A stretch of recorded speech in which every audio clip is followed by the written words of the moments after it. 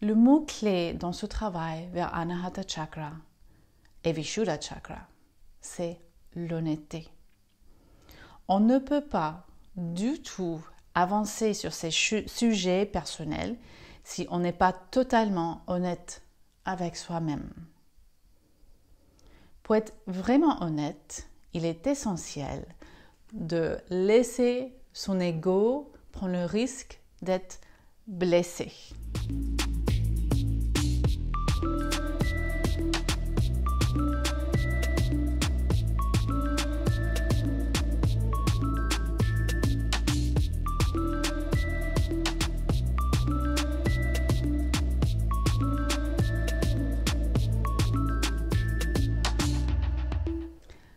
Bonjour, je m'appelle Mireia Madi et je suis fondatrice de la Divine Alchemy Yoga School en France.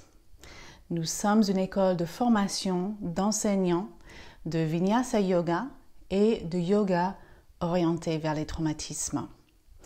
Notre prochaine promotion de la formation 340 heures en Vinyasa Yoga démarre en octobre 2022. Et ensuite, la formation de yoga orientée vers les traumatismes. Nous allons bientôt publier les dates des 2 sessions qu'on va proposer en 2023. Et vous pouvez juste suivre les liens pour ces formations en dessous de cette vidéo. Alors, aujourd'hui, nous allons faire la suite de ma dernière vidéo sur Vishuddha Chakra. Donc, on va dire c'est Vishuddha partie 2. Donc, avant de regarder cette vidéo sur Vishuddha, peut-être allez jeter un coup d'œil à la partie 1. Et donc, vous allez voir quelque part sur cet écran apparaître la petite vidéo sur Vishuddha partie 1. Et après, revenez à voir cette vidéo. Alors, dans la partie 2 de Vishuddha Chakra, nous allons regarder le sujet de l'honnêteté par rapport à la communication. Alors, donc, dans l'idéal, dans l'expérimentation de Vishuddha Chakra, on ne mettrait aucun filtre entre ce qu'on a envie d'exprimer et ce qu'on exprime, pour voir vraiment où on en est par rapport à l'état des choses. Si on se trouve en train d'exprimer les choses étranges, de manière désagréable, on saurait de suite qu'il y a un problème avec l'état de son Anahata Chakra et ensuite avec sa communication. Mais faire cette expérience n'est peut-être pas réalisable si on ne veut pas créer du chaos autour de soi, car ça risque d'être destructeur directement, ouvertement ou bien indirectement et subtilement. Alors, au lieu de s'exprimer à voix haute, on pourrait laisser l'expression arriver jusqu'à la bouche sans rien dire à voix haute. L'idée ici, c'est d'observer ce qu'on a envie de dire réellement. Ça ne prendrait pas très longtemps pour voir la vérité de son état. Ce serait intéressant de le faire pendant au moins 1 semaine pour avoir assez de contenu pour cette observation. Alors, si ça vous intéresse de faire cette expérience, il faut avoir quand même la capacité de prendre du recul par rapport à vos pensées qui deviennent des idées à exprimer. Encore une fois, on revient à la question de discernement. Quelles pensées viennent de qui et d'où? De manas, de chitta, de ahankara, qui sont plusieurs aspects de notre mental, de notre être, de votre Anahata Chakra, ou bien des sources d'extérieur à vous.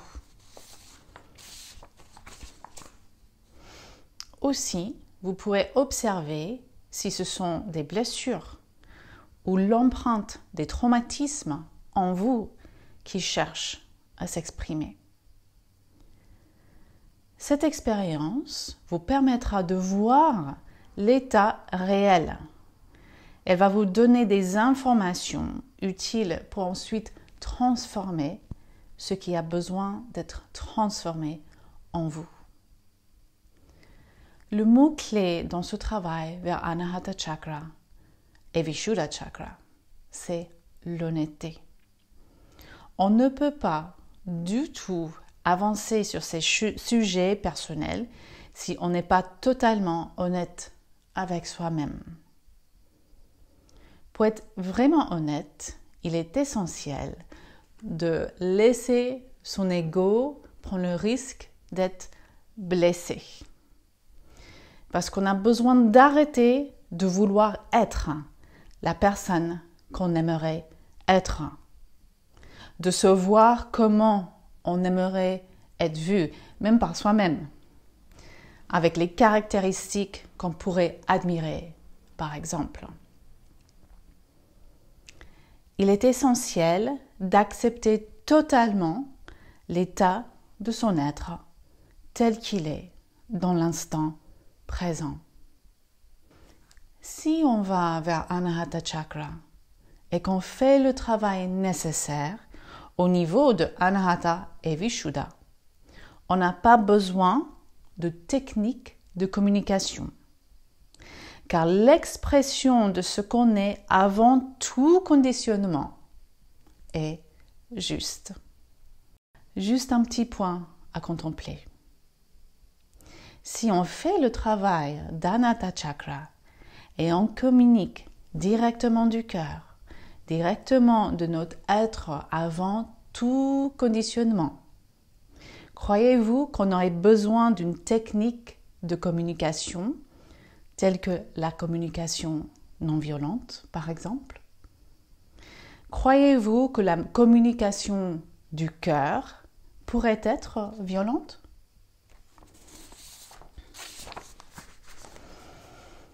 Faites attention aux techniques de communication, car vous pouvez vous cacher derrière une technique pour donner l'apparence d'être bien et juste par rapport à votre Anahata.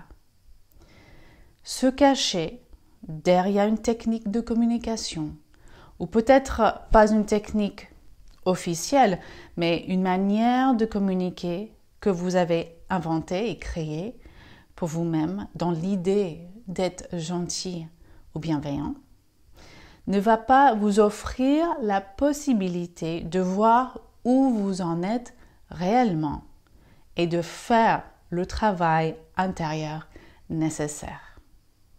Vous pouvez très bien vous créer encore un autre personnage ou masque qui couvre votre vérité.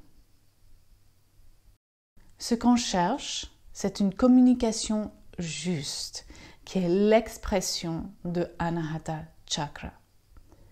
Si on a une communication rude, on va dire, il y a un problème. Mais tout aussi problématique, c'est l'usage d'une technique de communication ou une manière de communiquer pour créer une sorte d'illusion de lumière. Si vous observez que derrière votre technique de communication bienveillante, il y a des choses désagréables, c'est ça que vous avez besoin de regarder. Et surtout, arrêtez de créer l'illusion de la gentillesse ou la bienveillance.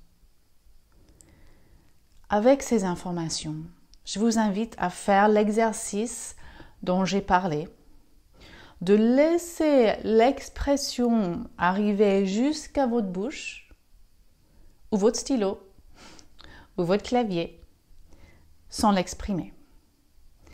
Et puis observez. Faites cette expérience pendant une semaine environ pour vraiment voir ce qui se passe chez vous. Maintenant, j'aimerais qu'on parle du comment faire pour transformer, pour aller vers Anahata Chakra. Quelles sont les étapes réellement? Je vous entends me dire, mais je ne comprends toujours pas comment faire. Alors, il n'y a pas de plan concret qui peut être transposé sur chacun de nous. Une sorte de technique qui passe partout et chez tout le monde. Mais entre mes dernières vidéos sur Anahata et Vishuddha partie 1 et puis celle-ci, vous avez déjà quelques pistes et je vous encourage à communiquer ici car juste ces propositions dans ces vidéos sont assez challengeantes. Et ce que j'aimerais vous dire, c'est que le chemin pour aller vers ce qu'on est, avant tout conditionnement et toute incarnation, est différent pour chaque personne. Parce que chaque âme a une histoire différente. Selon où et quand vous avez commencé le travail, dans cette vie, dans votre dernière incarnation ou bien avant, la distance que vous avez encore à parcourir peut être plus ou moins longue. Ce qui est important, c'est de commencer. Vous n'allez peut-être pas aboutir au résultat souhaité dans cette vie. Ce sera peut-être dans votre prochaine vie ou dans quelques incarnations à venir. On ne peut pas savoir. Mais sachez que c'est faisable et que vous pouvez déjà vivre des changements profonds et réels dans cette incarnation qui en vaille vraiment la peine. Ce qui est encourageant et nous donne la motivation pour continuer. Merci d'avoir regardé cette vidéo. Si vous l'avez trouvée utile, merci de la liker et peut-être vous abonner à cette chaîne. À très bientôt. Namaste.